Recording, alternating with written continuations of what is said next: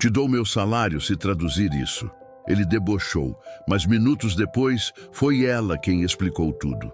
E o diretor nunca mais ousou rir dela. Às vezes as coisas mais geniais vêm das pessoas que você menos espera. O que aconteceu esse dia mudou o pensamento de todos na empresa.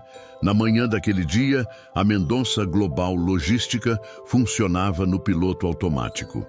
Era terça-feira, mês de fechamento, e a equipe tentava equilibrar atraso de navio, variação de câmbio e um cliente importante ameaçando rescindir contrato. O prédio corporativo, um cubo de vidro espelhado em uma avenida movimentada, refletia o sol como se fizesse questão de lembrar a todos que a cidade não parava. Lá dentro, o corredor do 18º andar tinha o cheiro previsível de café requentado e de carpetes recém-aspirados. E tinha Sônia.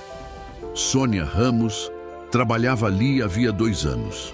42 anos de idade, rosto de traços firmes e um jeito discreto de caminhar que lhe dava aos olhos dos outros a invisibilidade conveniente de quem não atrapalha. Seu turno começava às 7. Às 9, o 18º andar já estava com as lixeiras vazias, mesas limpas, vidros sem marcas de dedos. Sônia seguia um trajeto quase coreografado: recepção, sala do financeiro, copa, banheiros, corredor das salas executivas. Era eficiente sem ser apressada, meticulosa sem ser lenta. Dizia bom dia em tom que lembrava mais um convite à civilidade do que um pedido de atenção. Em troca, recebia sorrisos, acenos, monossílabos ou nada. Otávio Mendonça, o dono do sobrenome na fachada, chegou pouco depois das 10, como costumava. 48 anos, terno impecável, relógio caro que parecia brilhar com luz própria. Não era malvado por esporte, era apressado por hábito. Conversava olhando para o próximo compromisso e falava no plural majestático: vamos fazer, vamos entregar, vamos resolver, mesmo quando a tarefa era de quem estava diante dele. Na semana anterior, a empresa perdera um embarque grande por um atraso de licença internacional, e aquilo ligara uma chave de irritação que não desligava facilmente.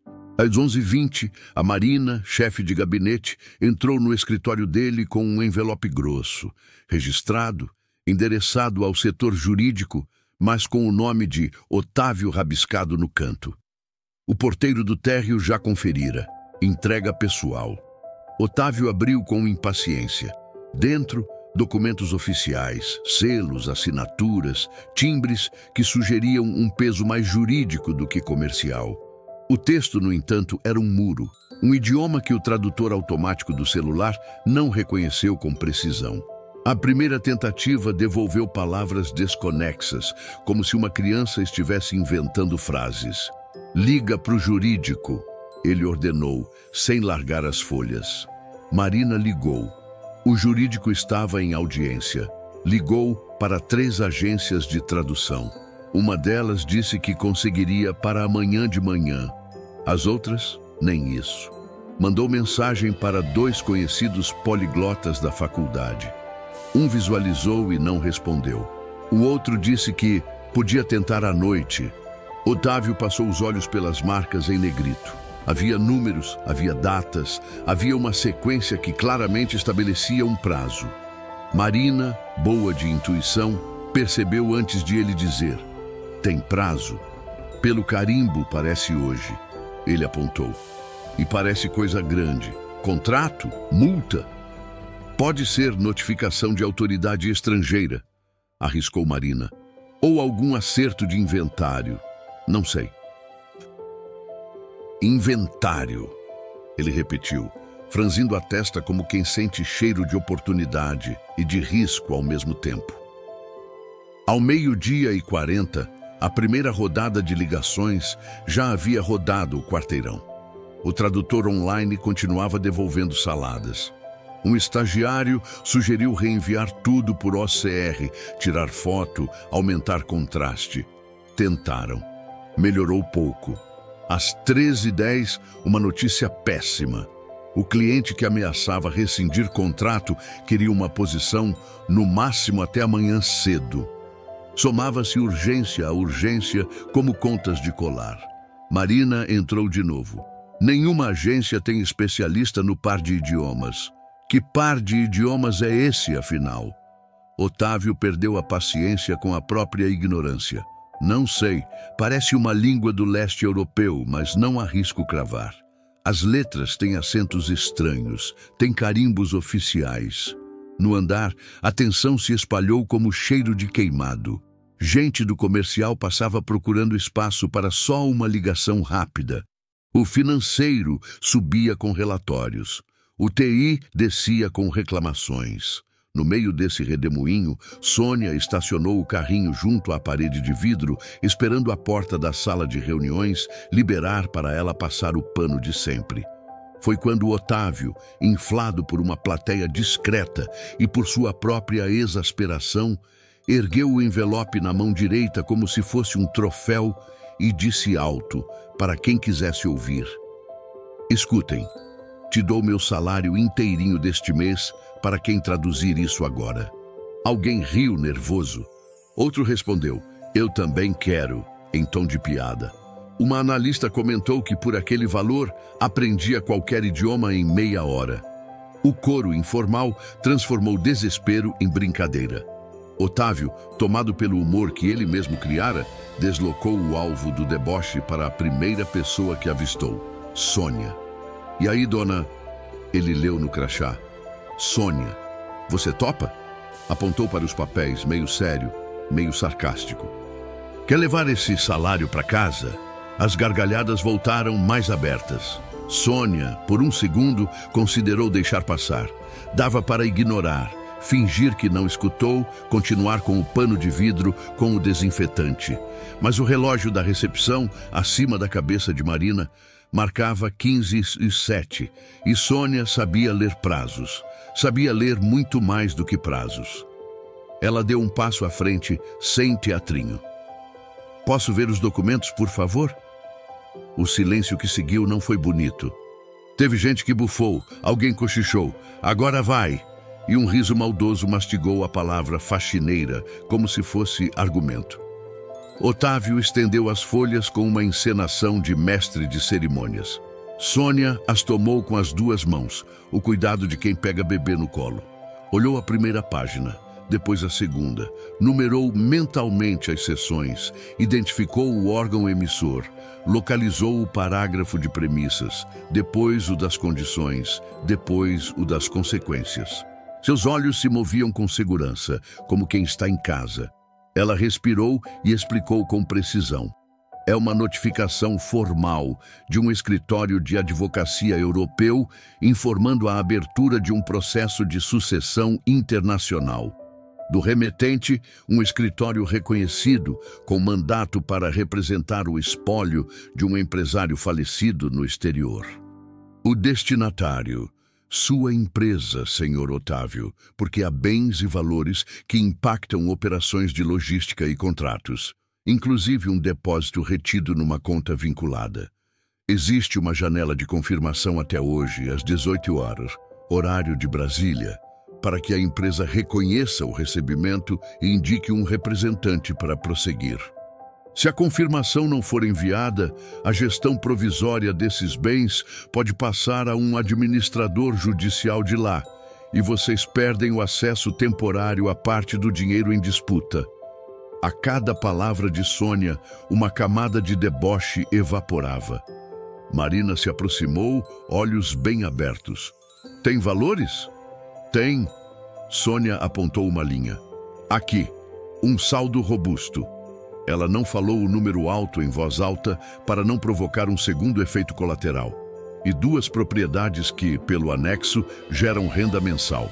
Também tem uma cláusula de multa caso a comunicação de vocês seja omissa, ou seja, se ignorarem." Otávio não piscou. Girou a cabeça lentamente da folha para o rosto de Sônia, como quem confirma se a voz vinha mesmo de onde parecia ter vindo. "E quem é o falecido?" Marina perguntou, já com o celular na mão. pronta para acionar quem fosse necessário. Um velho parceiro de negócios da empresa, pelo que consta. O nome aparece nas notas de rodapé dos contratos longos de 15 anos atrás. Sônia virou mais 2 páginas. Aqui explica por que vocês foram notificados. Vocês mantêm uma pendência de transporte com carga retida e pagamentos cruzados. Sem a resposta hoje, os contratos podem entrar em litígio lá fora. O relógio girava manso.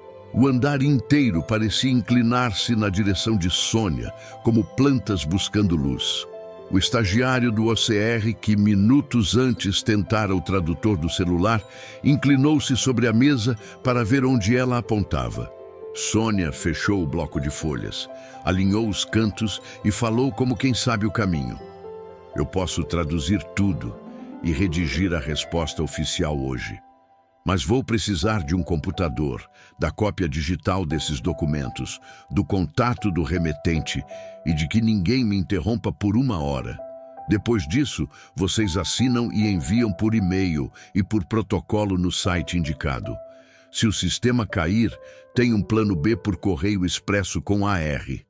E dá tempo, desde que saia até às 17h15. Otávio sustentou o olhar. Não havia mais plateia dentro dele, só cálculo. Em volta, quem rira estava agora em silêncio constrangido, como quem percebe que riu do médico antes de ele diagnosticar a doença certa.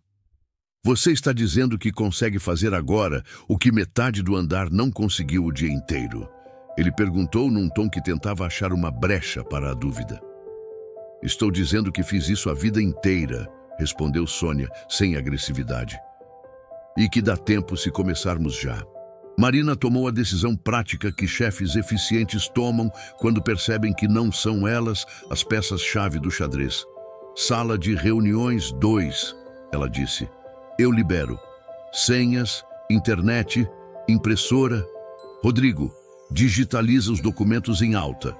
Júlia, providencie café e água. Ninguém entra sem bater. Sônia entregou o maço de volta para que o estagiário escaneasse e acompanhou Marina pela copa, cartaz do lado dizendo: mantenha este ambiente limpo. Tirou as luvas, lavou as mãos com calma, secou com papel. Havia um ritual naquela transição, a troca de ferramentas. O pano dá lugar ao teclado, o borrifador, à caneta. O silêncio de quem passa despercebido, a voz de quem passa a conduzir. No corredor, comentários brotavam. Alguém quis fazer piada pela última vez e desistiu no meio. Outro tentou consertar a própria companheira de riso com um "eu já tinha sacado que ela manjava", que soou ainda pior. Marina fechou a porta da sala de reuniões, trouxe um notebook e um teclado externo. Sônia ajustou a altura da cadeira, abriu um documento em branco, criou um índice, nomeou arquivos, configurou o idioma, a paginação, as margens. Antes que alguém pergunte, sim, eu sei que isso parece estranho, ela disse olhando para Marina. Depois eu explico. Agora, se me deixarem trabalhar, a gente evita um prejuízo e talvez resolva um problema que vocês nem sabiam que tinham. Marina assentiu, cúmplice. Otávio, do lado de fora, observava pelo vidro. Não era vigilância, era incredulidade aprendendo a virar respeito. O ponteiro deu 2 passos. Sônia começou pelo cabeçalho, nome do remetente, endereço, referência do processo, lista de anexos. Checou os carimbos, anotou códigos, cruzou com a última página para confirmar coerência. Em seguida, a estrutura. Transformou parágrafos longos em itens numerados para que Otávio não se perdesse na leitura. Em outra janela, abriu o rascunho da carta de resposta. Um parágrafo de reconhecimento de recebimento, outro designando o representante, outro pedindo a remessa de cópias certificadas, outro comprometendo-se com prazos. Fechou com uma linha de contato e 2 formas de envio. Lá fora, a rotina do andar continuava, mas envolta num tipo de silêncio atento. O comercial já não fazia piada, o financeiro já não suspirava alto. A sensação era de presenciar uma cirurgia. Ninguém atrapalha quem está com o bisturi na mão. Às 15h43, Sônia chamou Marina com um gesto. Entregou a tradução preliminar impressa em 2 vias, com post-its coloridos marcando pontos de atenção. Um termo técnico que precisava de validação do jurídico. Uma data que pedia confirmação no sistema. Um anexo que convinha anexar de volta com nota. Explicou o tom da carta. Firme sem ser agressivo, colaborativo sem ser submisso. E pediu que alguém do jurídico, mesmo à distância, confirmasse 2 termos com equivalência legal brasileira. Marina ligou, conseguiu um advogado no Viva Voz e Sônia, serena, resumiu os pontos em 50 segundos. O advogado aprovou. Às 16h10, a versão final da tradução estava pronta. A carta de resposta também. Sônia deixou campos para preencher com o nome do representante, CPF, cargo e incluiu um parágrafo extra oferecendo agenda para uma videoconferência nas próximas 48 horas. Configurou tudo em PDF pesquisável. Assinou digitalmente com o certificado da empresa. Marina providenciara o token, salvou num diretório compartilhado com nome claro. Notificação externa, recebimento, resposta, data.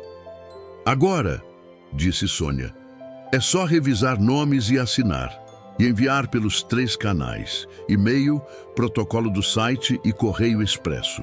O motoboy precisa sair em 15 minutos para garantir o carimbo de hoje. Marina girou a tela para Otávio. Ele leu em silêncio.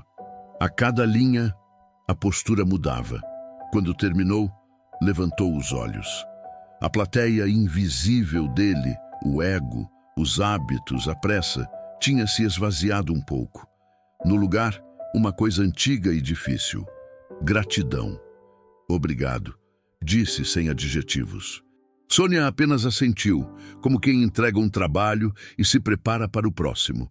No relógio, 16h18.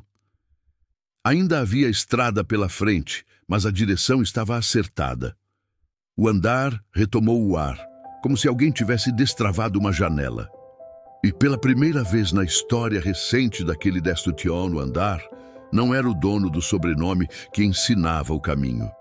Era a mulher que até ali passava despercebida com um carrinho de limpeza e que naquele dia limpou outra coisa, a névoa de preconceitos que nublava o olhar de todo mundo.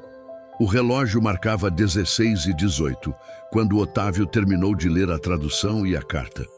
Marina já acionava o motoboy no Viva Voz, o estagiário anexava os PDFs no protocolo online e a recepção aguardava a etiqueta de remessa do correio expresso. Por alguns minutos, tudo funcionou como uma engrenagem nova. Sônia, ainda na sala de reuniões, respirou fundo, recostou a cadeira 2 dedos para trás e deixou as mãos repousarem na mesa. Não havia triunfo no gesto. Havia foco. Falta só o nome do representante, avisou. Quem assina pela empresa? Otávio hesitou meio segundo. Olhou para Marina, depois para o próprio crachá, como quem se perguntasse se não seria prudente dividir o risco. Eu assino, decidiu. E a Marina coassina como responsável operacional. Sônia assentiu. Abriu o campo de assinatura. Revisou pela 4ª vez a lista de anexos e fez a pergunta que dali a algumas horas se mostraria decisiva. Além desse caso, há contratos antigos com o nome do falecido? Algum aditivo esquecido? Alguma carga retida por instrução dele? Marina franziu a testa. Há um romaneio antigo de mais de 10 anos vinculado a um cliente da Europa Central. Sempre aparece um resíduo contábil nas auditorias, mas ninguém achou o documento de origem. Por quê? Porque o texto menciona compensações cruzadas, apontou Sônia. Se existir um valor pendente em nome dele, isso vai cair na mesma mesa. Melhor a gente já separar tudo. Marina anotou, chamou o financeiro, pediu que revirassem o arquivo morto. Enquanto isso, Otávio colou sua assinatura na tela, inseriu o token, confirmou o envio no site, anexou a resposta, printou os comprovantes. O estagiário saiu correndo para o correio com a remessa impressa, acompanhado de um motoboy, já posicionado no térreo. Às 16h41, Marina entrou de volta com uma caixa de papelão na mão e uma expressão entre surpresa e apreensão. "Achamos", disse, pousando a caixa na mesa de Sônia. "Um contrato guarda-chuva de logística e armazenagem com aditivos anuais. Tem um anexo que nunca foi executado, uma transferência de créditos entre contas vinculadas." Sônia folheou as páginas à ponta dos dedos, acompanhando as rúbricas antigas. "Isso explica a menção a depósitos retidos", concluiu. "E também explica por que vocês foram notificados. A empresa é parte interessada, não só destinatária por cortesia. Antes que pudessem saborear a pequena vitória de terem organizado o caos, o telefone da sala tocou. Marina atendeu no viva voz. Do outro lado, uma voz masculina, polida, se apresentou como advogado do escritório estrangeiro que constava na notificação. Confirmava o recebimento da resposta, elogiava a clareza do documento e informava que, devido ao volume dos bens e à natureza das compensações, a vara responsável pretendia agendar uma audiência preliminar em até 72 horas, de forma presencial ou por videoconferência. Havia, porém, um detalhe que azedou o ar. Para homologar a indicação de representante e discutir as contas vinculadas, o tribunal exige a presença de alguém com poderes decisórios e entendimento técnico dos contratos originais. Traduziu Marina depois de desligar, e sugeriram fortemente que alguém esteja lá. Otávio levou a mão à têmpora, como quem pressente a enxaqueca chegando. "Lá, quando?" "Em 2 dias", respondeu Marina com o olhar pedindo desculpas por ser portadora da notícia. "E tem outro ponto. Surgiram pretendentes à herança. 2 parentes distantes e uma pessoa que alega união estável tardia. O advogado disse que isso deve inflar o processo." Sônia repousou a tampa da caixa cuidadosa. "Vão tentar arrastar a discussão para ver se alguém, no nervosismo, perde prazo?" Disse simples. "É tática conhecida. Se a gente demonstrar preparo, a poeira assenta." Otávio respirou pelo nariz demoradamente. "Preparo é ótimo", respondeu. "Mas não falo o idioma, não conheço o rito, e se eu puser o pé lá, vão tentar me pegar em detalhe técnico. Marina, providencie videoconferência." "Videoconferência ajuda, mas não resolve tudo", interveio Sônia, num tom sem confrontos.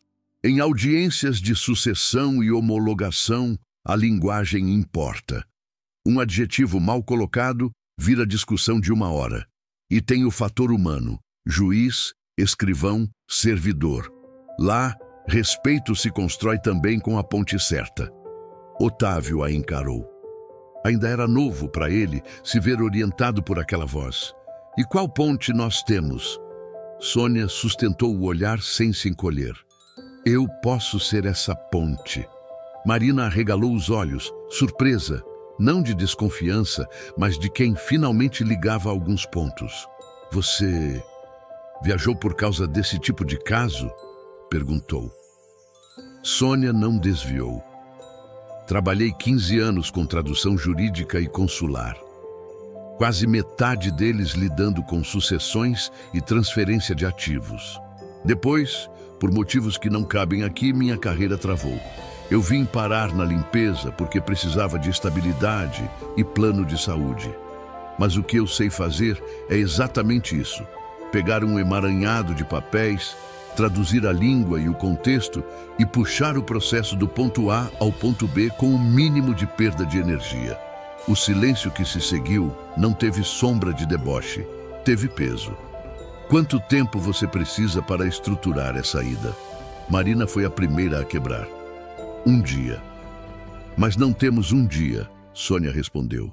"Precisamos pensar em 2 cenários: ir amanhã à noite e estar na cidade antes do horário de expediente seguinte, ou montar uma videoconferência impecável com intérprete juramentado local e documentos já juridicamente traduzidos para a língua do tribunal. Recomendo o primeiro. Custo? Perguntou Otávio, prático. Muito menor do que a chance de perder acesso a depósitos e provocar bloqueio de contas por má comunicação. Devolveu Sônia sem cifras, mas com a lógica que fincava a decisão. A porta entreabriu. O estagiário reapareceu, suado, com o protocolo carimbado do Correio Expresso. Saiu a tempo, anunciou, levantando a prova de vida do envelope. Marina pegou, conferiu. O carimbo sorria às 16h58. Ela respirou mais aliviada e virou para Sônia. E o que você precisa para essa preparação? Um mapeamento de todos os contratos em que o falecido aparece. Um dossiê com o organograma da Mendonça Global. Procuração atualizada com poderes específicos. Cópia autenticada dos atos constitutivos da empresa. E, se houver, e-mails antigos que mostrem boa-fé nas tratativas. Vou preparar as traduções juramentadas do essencial e rascunhar perguntas e respostas para o juiz. Nós também precisamos de um contato local de confiança. Conheço 2 nomes. Posso ligar agora. Otávio assentiu, chancela breve que já não soava condescendente. Era a concordância de quem finalmente reconhecia competência. Faça o que for preciso. Sônia se levantou, apanhou o celular simples da bolsa e se postou perto da janela, onde a recepção de sinal era melhor. Não havia glamour no aparelho, mas havia números que valiam ouro. Falou pausadamente, identificou-se, explicou o caso, pediu portas. Do outro lado, antigos colegas entenderam o código das urgências. Em meia hora, Sônia tinha um advogado local de plantão para a audiência preliminar. Um tradutor juramentado disponível para validar o que fosse necessário e um servidor do cartório disposto a orientar o protocolo eletrônico. Marina, que observava como se assistisse a uma cirurgia de precisão, puxou uma cadeira e sentou. Mas, Sônia, por que você nunca disse nada? A pergunta não tinha o ácido da curiosidade maldosa. Tinha a ternura atrapalhada de quem se percebeu cega. Sônia sorriu de canto, sem lágrima nem rancor. Porque quando a gente chega num lugar usando o uniforme de limpeza, as pessoas não perguntam de onde a gente veio, perguntam onde está o pano. E porque nos últimos 2 anos eu precisava de salário fixo, plano de saúde e silêncio para organizar minha vida. Falar do passado às vezes atrasa o presente. E agora? Marina insistiu num tom quase de pedido de desculpa. O que você quer daqui para frente? Sônia não respondeu de pronto. Olhou de relance para Otávio, que fingia revisar a pasta, mas escutava cada sílaba. Agora eu quero fazer o que sei, e se isso servir para vocês, ótimo. Mas antes das perguntas sobre o futuro, a gente precisa atravessar essa ponte sem cair. O telefone da recepção tocou outra vez. Marina atendeu, ouviu, agradeceu. Voltou com o recado. O advogado lá fora mandou um e-mail com a minuta da audiência e a sugestão de pauta. E anexou um aviso. Os pretendentes já peticionaram pedindo bloqueio cautelar das contas vinculadas até decisão. Era previsível, Sônia disse. Vamos contra-atacar com transparência. Apresentar espontaneamente nosso mapeamento de contratos, demonstrar que não estamos tentando burlar nada e propor uma administração provisória compartilhada apenas sobre o que for exclusivamente do espólio, mantendo livres os valores de terceiros e as compensações já pactuadas. Isso reduz o apetite do tribunal por bloqueios amplos. Otávio a ouviu como quem assiste um piloto experiente atravessar turbulência. E o tal salário inteiro? Ele começou meio torto, lembrando do próprio arrobo. Eu falei em voz alta. Mantenho a palavra. Sônia parou, mediu o peso da frase e escolheu um caminho que dali em diante definiria a relação. Não é sobre dinheiro fácil, senhor Otávio. Eu aceito honorários justos pelo trabalho que estou fazendo. O resto a gente conversa depois. E por 1 milímetro de sorriso arrematou: mas vou cobrar prazo cumprido. Marina segurou um riso breve, desses que aliviam a pressão sem quebrar a seriedade do momento. Otávio assentiu, discreto. Combinado. A tarde encurtou. Sônia montou um dossiê digital com abas: contratos, contas vinculadas, procuração, atos sociais, cronologia, perguntas-chave, risco de bloqueio, plano de comunicação. Em cada aba, um resumo de uma página no topo para leigos, seguido de documentos na ordem certa. Depois, abriu um arquivo batizado Roteiro Audiência Preliminar e escreveu em frases curtas aquilo que Otávio teria de dizer se fosse chamado a falar. Quem era a empresa, qual era a relação histórica com o falecido, qual era a postura diante do tribunal. Sem adjetivos inúteis, sem promessas que poderiam morder depois. Objetividade é respeito, ela sabia. No meio do trabalho, Paula, a recepcionista, bateu na porta e entrou com um copo d'água e um pedido tímido. Sônia, desculpa. Hoje de manhã, quando riram, eu ri também. Não foi certo. Sônia não dramatizou. Está perdoado, disse com naturalidade. Só não repitam com o próximo. Paula assentiu, os olhos marejando de algo que parecia gratidão e vergonha. Saiu em silêncio. Às 18h07, o e-mail de confirmação do escritório estrangeiro pingou na caixa de entrada de Marina. Resposta recebida, protocolo validado, audiência preliminar marcada para depois de amanhã, no primeiro horário da manhã, com possibilidade de sustentação por videoconferência caso um representante da empresa não conseguisse chegar fisicamente, desde que estivesse acompanhado por intérprete apto e com toda a documentação previamente validada. Temos janela, disse Marina, mostrando a tela. Temos trabalho, corrigiu Sônia. Hoje a prioridade é procuração específica, atos atualizados, levantamento contábil dos créditos cruzados e a agenda logística para o deslocamento. Se a gente decidir ir, tem que comprar passagem hoje. E há um último ponto: narrativa. Narrativa? Otávio repetiu. Sim, tribunais decidem por prova. Mas a prova convence melhor quando a história faz sentido. A nossa história é simples. A empresa não está atrás de nenhum dinheiro que não seja seu. Quer regularizar o que envolve terceiros e garantir que contratos em curso não sejam afetados por mal-entendidos. E demonstra boa-fé ao trazer tudo à luz. Isso desmonta a tese de bloqueio amplo. Otávio cruzou os braços, o olhar já menos inquieto. Você conduz, disse. O que mais eu preciso saber? Sônia folheou o roteiro e destacou alguns cuidados. Evitar frases como "isso é irrelevante" quando um servidor perguntar algo. Responder sempre "posso esclarecer", não interromper o juiz. E se surgirem parentes na audiência, não reagir a provocações. Quem entra com litígio emocional quer empurrar o outro para a emoção. A gente fica na técnica. Marina sorriu de canto, impressionada com a clareza de instruções que nenhum curso de media training batera tão bem. A noite caiu e trouxe consigo um cansaço diferente, não o da humilhação engolida, mas o da batalha correta.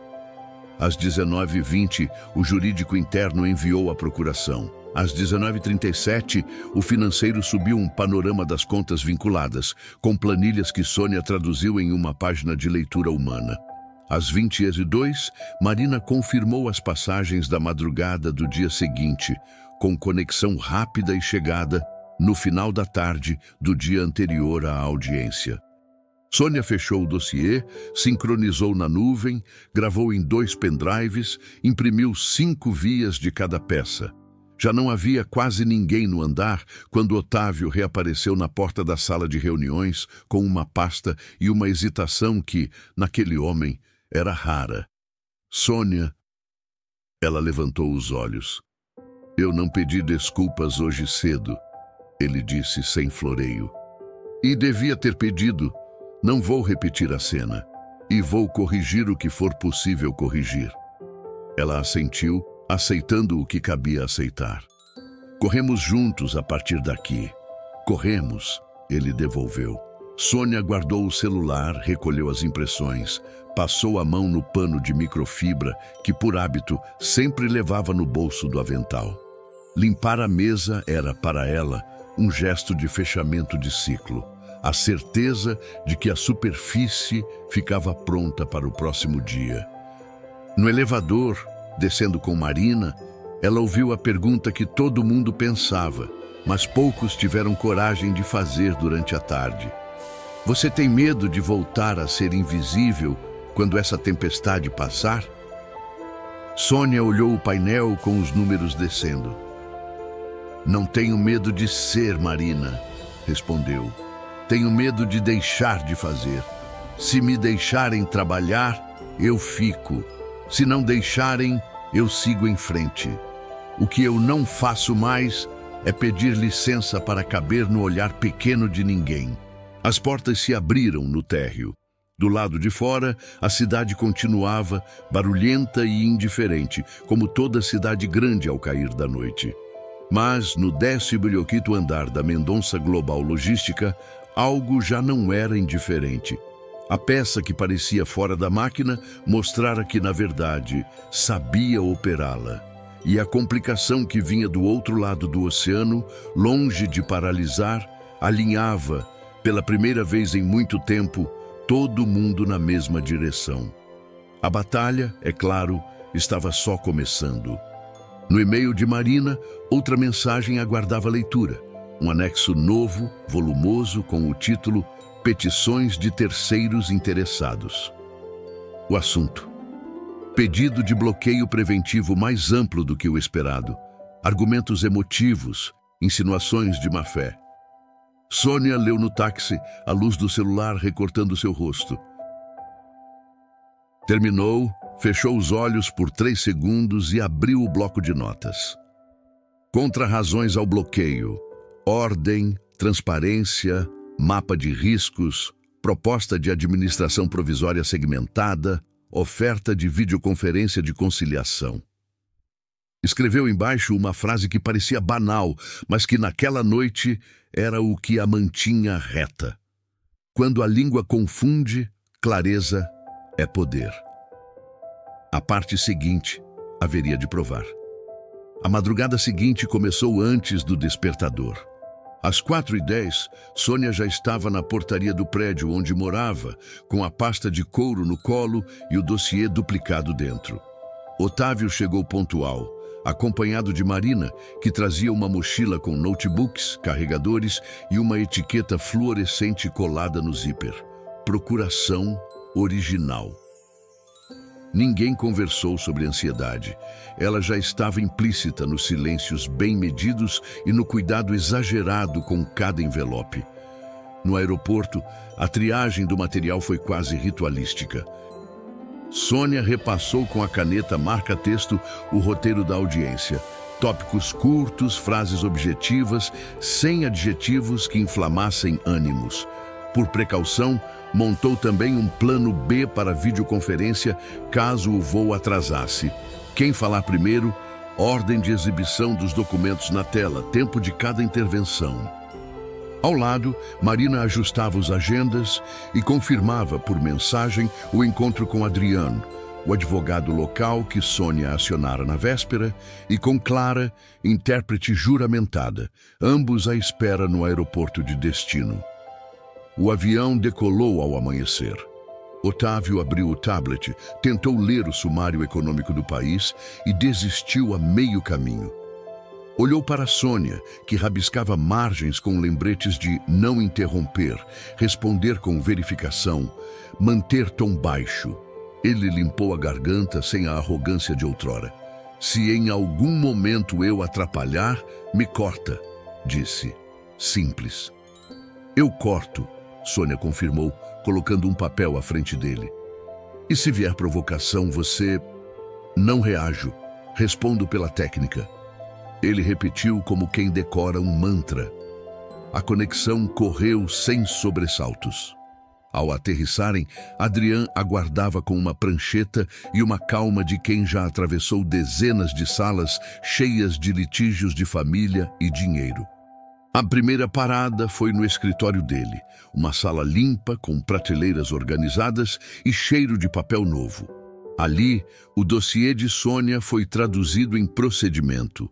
O que entraria como memorial, em que ordem, quais folhas precisavam de carimbo do cartório, que páginas pediam autenticação local. Clara, a intérprete, testou a respiração de Sônia num exercício rápido de sincronização. Quando ela parava, a intérprete já sabia onde pousar a frase. Em 15 minutos, estavam afinadas. Os pretendentes apresentaram ontem à noite um pedido adicional de bloqueio amplo, avisou Adrian depois de um telefonema curto. Querem congelar até receitas de contratos correntes da Mendonça Global vinculadas a depósitos do falecido, alegando risco de dissipação. Risco de dissipação, sem lastro, é só ruído para forçar acordo, disse Sônia, folheando as petições impressas. Vamos responder com mapa de fluxos, o que é de terceiros, o que é compensação cruzada prevista, o que pode ficar sob administração provisória sem travar cadeia de pagamentos. Otávio observava a disciplina do processo como quem vê, pela primeira vez, a engrenagem correta rodar. Não era só domínio de idioma, era clareza estratégica. Antes da audiência preliminar, Adrian sugeriu uma passagem pelo cartório para assentar novamente a procuração específica de Sônia e a credencial de Clara. Um servidor reconheceu Sônia de casos antigos. Organizada, murmurou para outro, em tom que não precisava de tradução. Às 7h58 do horário local, eles estavam na antessala do tribunal. O corredor alto, de paredes claras, impunha uma solenidade antiga. Os 3 pretendentes já estavam lá, 2 homens de meia idade com ternos gastos e uma mulher elegante, rosto firme, cabelo preso, a que dizia ter vivido união estável tardia com o falecido. Ao lado deles, advogados com pastas volumosas e um assessor que rodava o olhar pelo trio de brasileiros com evidente desdém. Vão tentar transformar a audiência em teatro, sussurrou Sônia a Otávio. Deixe que façam. Teatro cansa, prova convence. A porta abriu no minuto exato. O juiz, um homem magro, metódico, com óculos discretos e sotaque grave, chamou os nomes. Havia nele aquela compostura que só se fragiliza diante de 2 fatores: falta de respeito e desorganização. Sônia sabia. A mesa foi organizada em U. De um lado, Adrian, ao centro, Otávio e Sônia. Logo ao lado, Clara com o bloco. Em frente, os pretendentes e seus advogados. O juiz abriu a sessão com a formalidade da lei. Identificou as partes, certificou a presença da intérprete, registrou a procuração e anunciou os despachos pendentes, especialmente o pedido de bloqueio preventivo amplo. Atenção, deu um meio passo para dentro da sala. Vamos começar pelo ponto do bloqueio, disse o magistrado. Quem requer sustente. Levantou-se o advogado dos primos, voz aguda, gestos largos, alegando perigo na demora, opacidade dos contratos internacionais, risco de fuga de capitais. Expressões que, em resumo, tentavam pintar a empresa de Otávio como um buraco negro a sugar recursos do espólio. A advogada da mulher alegou vulnerabilidade da companheira, direito de meação moral, promessa de proteção. Um tom entre o jurídico e o sentimental que, em audiências, costuma pressionar as paredes invisíveis. Sônia ouviu tudo sem mover um músculo. Quando o juiz deu a palavra à defesa, Adrian fez o que bons advogados fazem. Enquadrou o problema.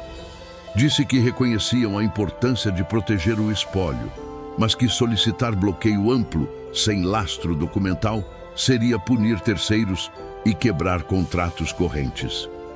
Pediu que Sônia como assessora técnica, apresentasse o mapa de fluxos. Clara ajeitou o microfone. Sônia abriu o dossiê na aba Cronologia e falou como quem ensina sem diminuir. Datas, contratos, natureza dos créditos, posição do falecido, cláusulas de compensação. Mostrou numa folha A3 um diagrama simples, círculos coloridos para cada tipo de valor, setas indicativas do que podia juridicamente ser tocado e do que não podia. O juiz se inclinou, interessado. Os advogados oponentes tentaram interromper. Sônia parou, esperou o silêncio e continuou do ponto idêntico, sem um decibel a mais. Em síntese, finalizou, se este tribunal entender pela proteção cautelar, propomos que ela incida exclusivamente sobre a fração X e GAIC do espólio, mantida a circulação dos valores de terceiros e das compensações pré-contratadas. Para garantir transparência, oferecemos desde já a administração provisória compartilhada com relatórios quinzenais ao cartório, rubricados pelo administrador judicial e acessíveis às partes. Havia densidade e oferta concreta. O juiz anotou. Pediu os documentos comprobatórios. Sônia passou os anexos numerados. Clara manteve a cadência. Adriane adicionou referências legais locais, consolidando a ponte entre a prova e o rito. Muito bem, disse o magistrado. Ouço as demais partes. O advogado dos primos atacou a credibilidade. Disse que tudo parecia bem arrumado demais, que essa senhora falava bonito, mas escondia manobras. Foi quando o assessor deles, o do olhar de desdém, deixou escapar uma provocação certeira. Não esqueçamos que esta pessoa é... Ele não terminou. Não precisava. O tom dizia faxineira. Otávio enrijeceu. Sônia não. Olhou para o juiz e gentilmente pediu a palavra. Meritíssimo registro para a ata. Sou tradutora e consultora jurídica há 15 anos, com histórico de atuação em cooperação internacional. Hoje, presto serviço técnico à empresa do requerente e falo por ela apenas sobre documentos. Minha função não é discursar sobre pessoas, e sim ordenar papéis para que este juízo decida com segurança. O magistrado fez um gesto curto. Era a maneira formal de dizer anotado. A provocação morreu antes de nascer. A advogada da companheira do falecido insistiu no apelo emocional. Falou de promessas no leito, de um anel sem contrato, de uma fotografia antiga que teria sido prova de união de fato. Sônia pediu licença e, sem alterar o tom, perguntou: essa fotografia tem data e metadados? Foi feita em que contexto? Há testemunhas que a confirmem? O cartão que aparece sobre a mesa, no canto, pertence àquele restaurante da Rua T, que fechou há 8 meses. O falecido, segundo os registros, estava internado nessa data. Posso entregar o laudo simples que fizemos a partir da imagem? Não havia deboche. Havia perícia de quem aprende a vida toda a checar. Adriane interveio com a peça técnica comedido. O juiz acolheu como elemento a ser analisado. O debate seguiu para o ponto fulcral do clímax.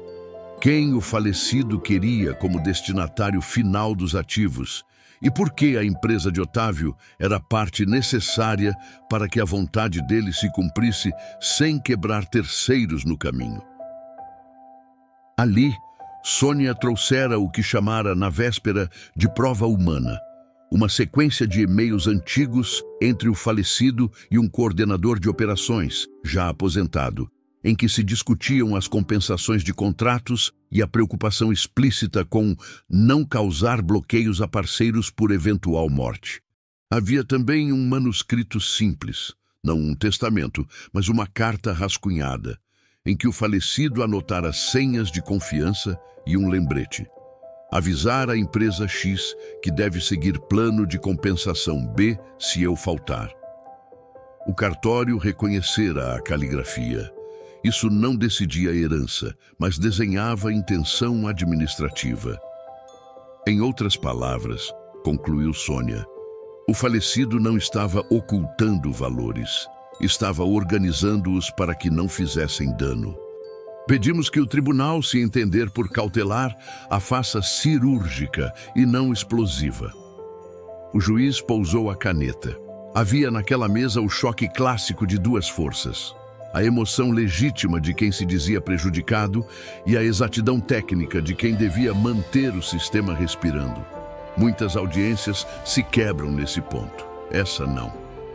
Decido agora sobre o bloqueio, anunciou o magistrado, depois de 10 minutos de leitura silenciosa dos anexos.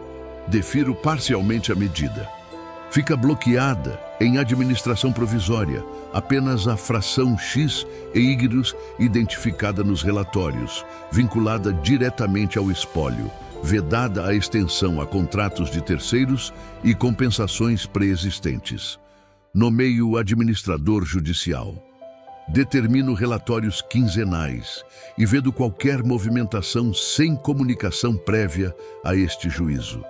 Indeferido o restante do bloqueio. Um suspiro atravessou o peito de Marina. Otávio fechou os olhos por um segundo.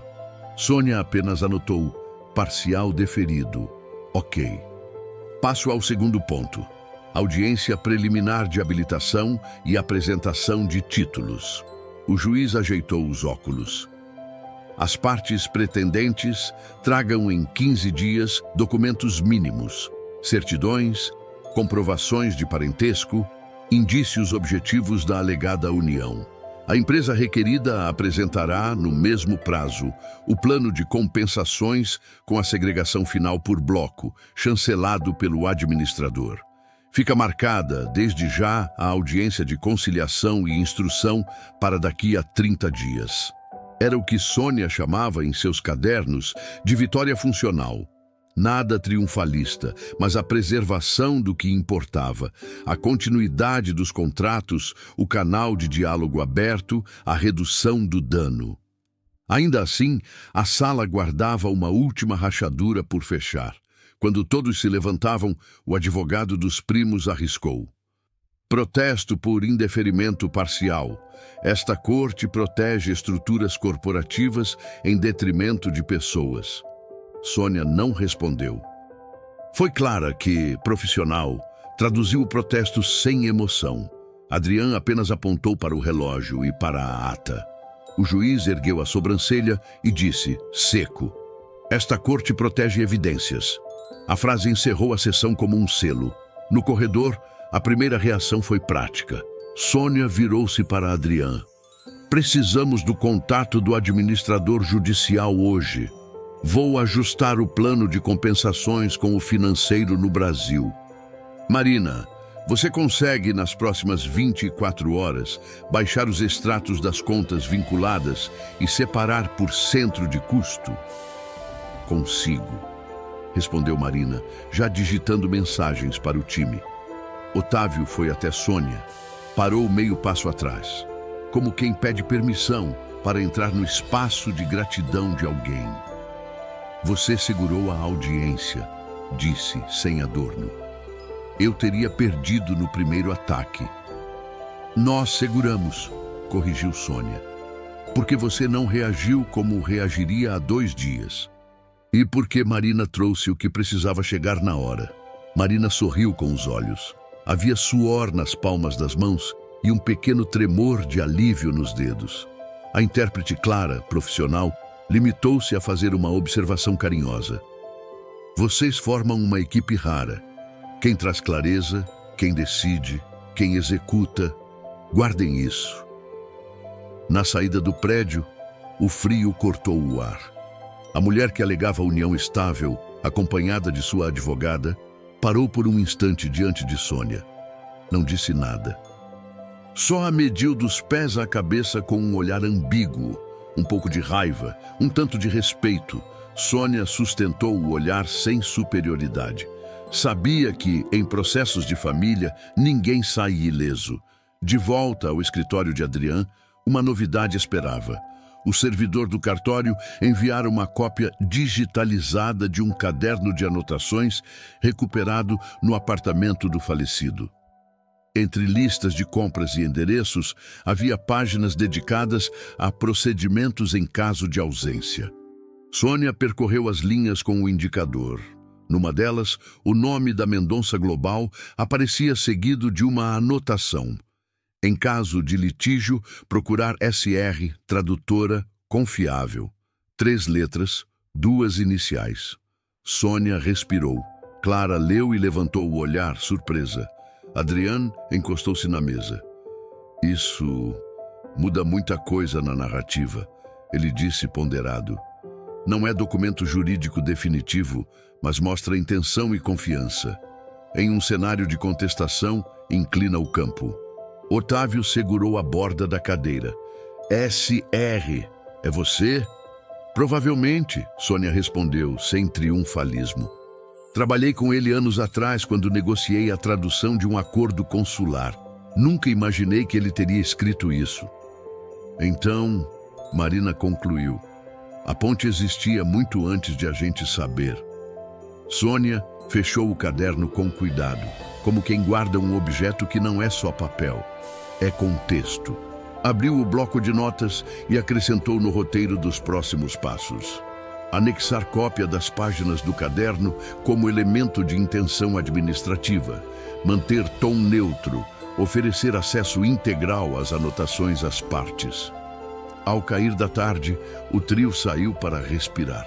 Cafés fumegavam na esquina, gente cruzava as ruas com a pressa comum de quem carrega a própria batalha no bolso do casaco.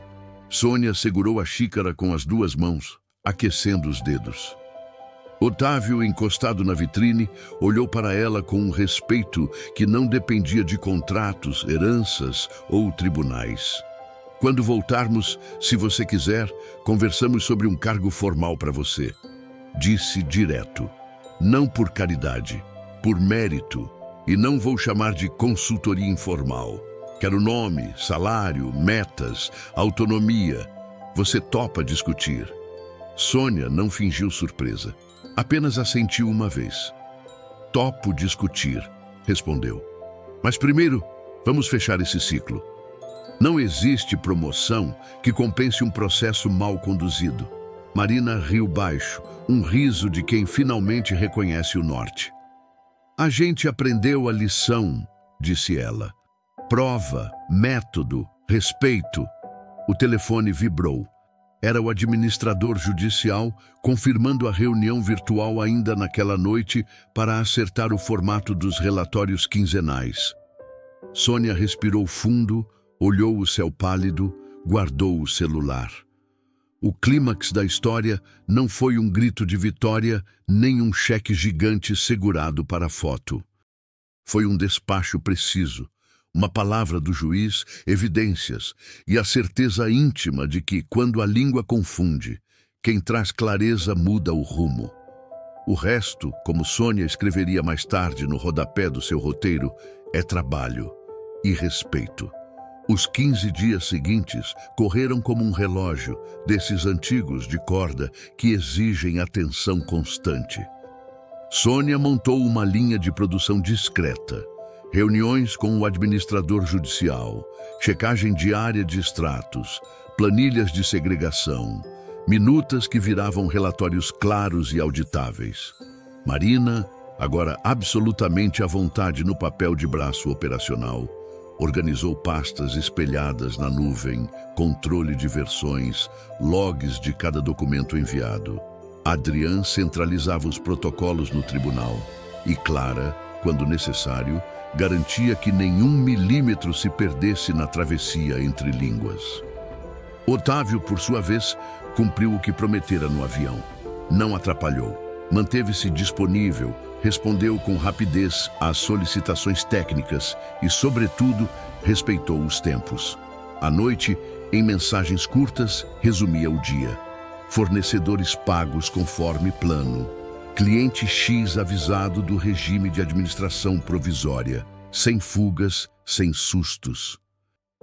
Sônia respondia com checklists, relatório 2 submetido, protocolo 46517, anotações do caderno anexadas como elemento contextual, mapa de compensações atualizado. Era seco, limpo, profissional. Os pretendentes, claro, não pararam. Em 5 dias, o advogado dos primos apresentou uma nova tentativa de ampliar o bloqueio, dessa vez com base em comentários públicos que sugerem risco reputacional. O anexo era uma coletânea de postagens truncadas, prints sem metadados. Adrian rebateu com a simplicidade que desarma. A reputação não se bloqueia, comprova-se ou se corrige, e não é objeto desta jurisdição. Indeferido em 24 horas. A advogada da suposta companheira trouxe 2 testemunhas e um álbum de fotografias. Sônia analisou, descobriu que metade do álbum fora impressa em uma gráfica cujo carimbo datava de dezembro e as datas vinham ajustadas digitalmente. O juiz registrou como indício fraco a cotejar. O que começou a pesar, pouco a pouco, foi a coerência. Cada peça que a equipe de Sônia entregava encaixava sem ruído no quebra-cabeça. Contratos com termos claros, e-mails que se respondiam, relatórios com a mesma coluna de conferência, assinaturas iguais, carimbos no lugar certo. Do outro lado, o mosaico vinha quebrado. Quando faltavam fatos, sobravam adjetivos. Chegada a véspera da audiência de conciliação e instrução, Adrian propôs algo que não constava de roteiro algum. Uma conversa de corredor na presença do administrador judicial para tatear um acordo possível. Não seria confissão nem concessão indevida, seria pragmatismo, aqueles pactos em que todo mundo perde um pouco para ninguém perder tudo. Se houver espaço, disse Sônia, preservamos o que não pode ser partido. Terceiros, compensações, e abrimos uma porta para encerrar a disputa com dignidade. Otávio assentiu. Marina já tinha o rascunho de um termo, sem culpa, sem admissão, com percentuais objetivos sobre bens específicos do espólio, nada que tocasse a operação da empresa. A conversa aconteceu em pé, na antessala, como costumam acontecer as decisões que realmente destravam processos. O administrador judicial acompanhou atento, sem tomar partido, mas lembrando que seu papel era velar pelo conjunto. Os advogados dos primos começaram pedindo o impossível. Sônia não barganhou para cima nem para baixo, manteve a régua nos documentos.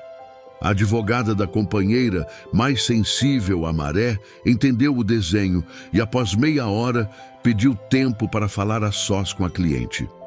Voltou com uma proposta realista: abrir mão da contestação principal em troca de um valor certo e finito, pago em parcelas após o trânsito em julgado, a título de acordo de paz, sem reconhecimento de união estável. É caro, murmurou Otávio. É barato, devolveu Sônia. É o preço de encerrar um ruído que custaria anos e previsibilidade. Adrian fechou o ajuste em termos aceitáveis, com a chancela do administrador. Os primos hesitaram mais. Queriam palco. O juiz, informado do avanço parcial, recebeu as partes e, com a autoridade serena que domina salas difíceis, disse o que precisava ser dito. Tribunais existem para decidir quando não é possível conciliar. Quando é possível, a solução é melhor. A prova apresentada pelo requerente é sólida. As chances de manutenção do plano de compensações são elevadas. Recomendo que pensem no hoje e no amanhã, e não no aplauso de agora. No final da tarde, o acordo com a companheira estava assinado. Os primos pediram um dia a mais. No dia seguinte, trouxeram proposta: aceitar a partilha proposta por Adrian, desde que o juiz determinasse uma audiência de leitura de fundamentação para ficar claro que não houve favorecimento corporativo. Foi fácil atender. Ao público, o tribunal gosta de dar luz. A audiência de instrução foi breve. O juiz, com um punhado de folhas e uma voz sem pressa, explicou por que a medida cautelar parcial se mantinha, porque evidências verossímeis valem mais que narrativas, porque boa-fé processual não é retórica, é comportamento, porque a organização dos documentos da empresa preservava terceiros e devia ser mantida, porque, enfim, os acordos firmados eram razoáveis e encerravam litígios improváveis de prosperar. Ao final, homologou os termos, ratificou a administração provisória por mais 30 dias, apenas para a transição, e determinou que, após a entrega do relatório final, os bloqueios remanescentes fossem levantados.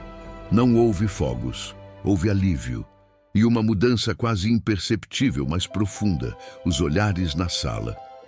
O advogado dos primos, que no primeiro dia projetava ironia, agora baixava os olhos ao se dirigir a Sônia. A advogada da companheira, digna, agradeceu pela correção com que fora tratada, mesmo quando a prova lhe foi desfavorável. Clara recolheu o microfone com um sorriso de trabalho bem feito. Adriana apertou a mão de Otávio, e conchegando o cumprimento com um parabéns por ter escolhido ouvir. No caminho de volta ao escritório de Adrian, Sônia recebeu a mensagem do administrador judicial. Plano final aprovado, relatórios impecáveis, encaminhando liberação após a última conferência. Guardou o celular no bolso do casaco e respirou fundo. Trabalho concluído, com pontas arrematadas. Naquela noite, antes de voarem, reuniram-se numa cafeteria de esquina. Ninguém brindou, ninguém fez discurso. Sônia apenas devolveu a Otávio a pasta dura com as vias autenticadas e a listagem de prazos residuais. Ele a segurou com as duas mãos, como quem reconhece o peso do que carrega. Eu fiz uma promessa a você, disse depois de um tempo. Agora quero formalizá-la. Quero você como diretora de Integridade e Cooperação Internacional da Mendonça Global. Salário compatível, autonomia real, equipe própria e liberdade para dizer não quando for preciso, inclusive para mim. Sônia manteve o olhar firme. Era um convite grande, não pelo cargo, mas pelos termos. Eu aceito com uma condição. A área nasce para ficar, sem meu nome no título, sem personalismo. E com um programa de formação e bolsas para jovens que, como Marina, têm talento e só precisam de método e oportunidade. Fechado, disse Otávio, sem pestanejar. Marina tentou falar, mas engoliu o choro que quase veio. Em vez disso, abriu o notebook e começou a rascunhar a estrutura. Trilha de compliance, laboratório de documentos, residência em tradução técnica, convênios com universidades públicas. Sônia sorriu de lado. Viu? Já começou a diretoria. O retorno ao Brasil foi calmo. No desembarque, Otávio não foi o mesmo homem que atravessara o saguão semanas antes, entre suspiros e soberba. Caminhava mais devagar, respondia aos ois com bom dia de verdade, e na van ouviu a conversa de Marina sobre prazos como quem realmente precisava aprender. No escritório, a recepção foi silenciosa. Não havia tapete vermelho. Havia gente que, dos galpões às mesas de compras, precisava saber se os contratos seguiriam, se os pagamentos cairiam na data, se a ponte construída por Sônia era de concreto e não de palavras. Otávio reuniu todos no auditório e foi direto ao ponto. Está resolvido. Mantivemos nossas responsabilidades com terceiros, assinamos os acordos possíveis e vamos publicar relatórios trimestrais de transparência para quem quiser ver. A partir de hoje, nasce a Diretoria de Integridade e Cooperação Internacional. A Sônia assume. Marina, oficialmente, é nossa coordenadora de documentação estratégica. Um murmúrio percorreu a sala. Curiosidade, surpresa, alívio. Sônia caminhou ao microfone, não para falar das próprias credenciais, mas para explicar o que de fato mudaria. Vamos treinar pessoas, disse, sem floreios. Vamos documentar direito, revisar em dupla, checar metadados, guardar trilhas. Não para parecer bonito, mas porque prova bem feita evita ruído, protege emprego, honra contrato e salva a empresa em dia difícil. Quem gostar de método vai se encontrar aqui. Quem achar exagero, Vem fazer o curso de 2 tardes e depois decide. A porta fica aberta. A primeira semana da nova área foi um laboratório. Sônia e Marina mapearam onde a desorganização criava gargalos. Orçamentos sem referência, aditivos sem rastro, versões que se sobrepunham. Nada espetacular, nada impossível de consertar. Otávio, desta vez, não delegou o discurso. Foi à sala de contratos, sentou-se numa ponta de mesa, ouviu as histórias de "sempre foi assim". O fornecedor não liga para isso, o cliente não pede. E com paciência respondeu: agora a gente pede e a gente liga. Não foi só dentro da Mendonça Global que o efeito se espalhou. Parceiros que haviam ficado apreensivos com o rumor do bloqueio receberam, em e-mails enxutos, os relatórios da administração provisória e o extrato da homologação judicial. Muitos responderam com um "obrigado". Alguns com um "parabéns por manter a palavra". Um fornecedor antigo de fala direta escreveu: nunca tinha visto empresa mandar isso sem ser exigida. Dá vontade de continuar.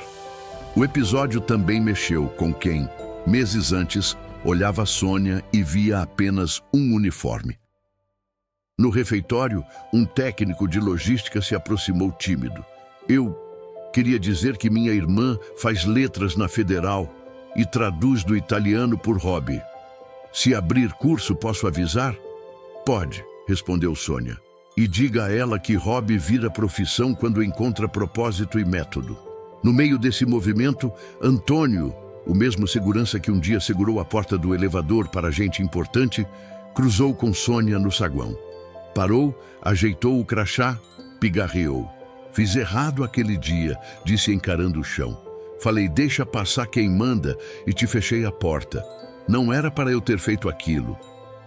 Obrigada por dizer, respondeu Sônia simples. O mais importante é que hoje a porta está aberta. Ele sorriu de canto, aliviado por ter achado as palavras. Palavras têm seu tempo. Sônia sabia.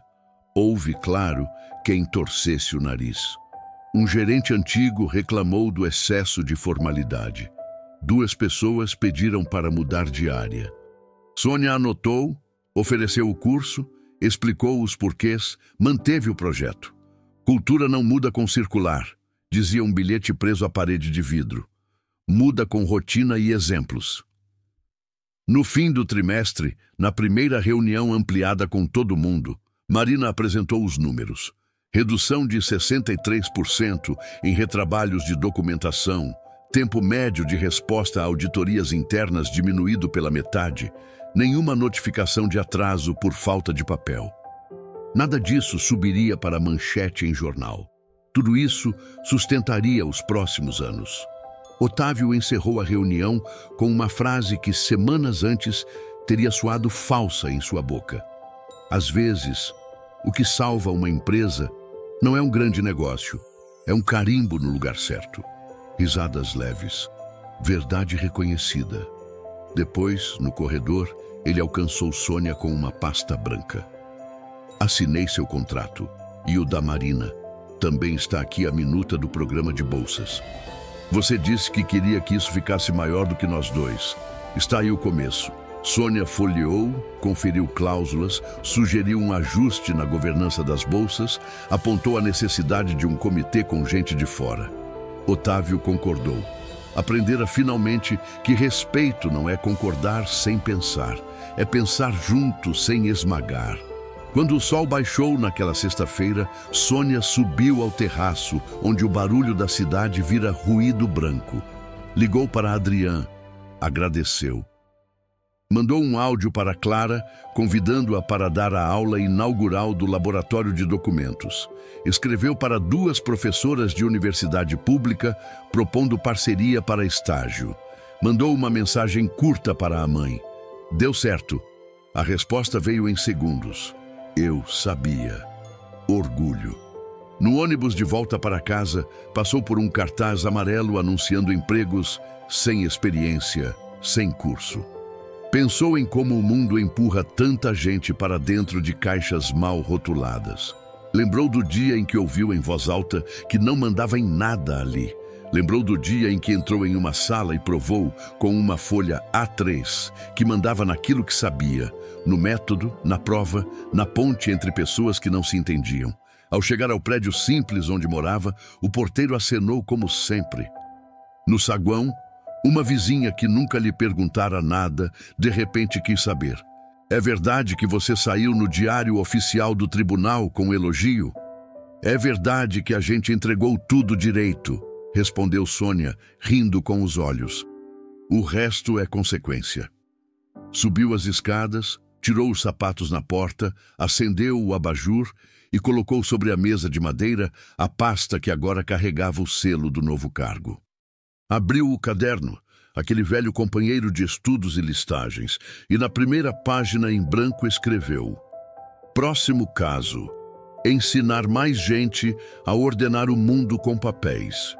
Ficou um tempo olhando a frase. Depois, acrescentou uma linha em letra menor: "E nunca esquecer que do outro lado do papel existem pessoas." Do lado de fora, a cidade seguia seu curso, feita de barulhos e encontros. Do lado de dentro, o silêncio bom de trabalho concluído. Sônia fechou o caderno, respirou fundo e sorriu sozinha. Não de quem venceu alguém, mas de quem atravessou o labirinto com um fio de Ariadne desenhado a lápis. Evidência, método, respeito. A história, que começara com um desafio debochado e um corredor abafado, terminava agora com uma diretoria nascendo de um propósito simples: criar pontes onde antes havia portas fechadas. E se por acaso alguém voltasse a dizer: "Te dou meu salário se traduzir isso", Sônia saberia exatamente o que responder. Não com bravata, não com ressentimento, com papéis no lugar, fatos alinhados e a serenidade de quem descobriu o poder mais sólido que existe em qualquer língua: o da verdade bem documentada.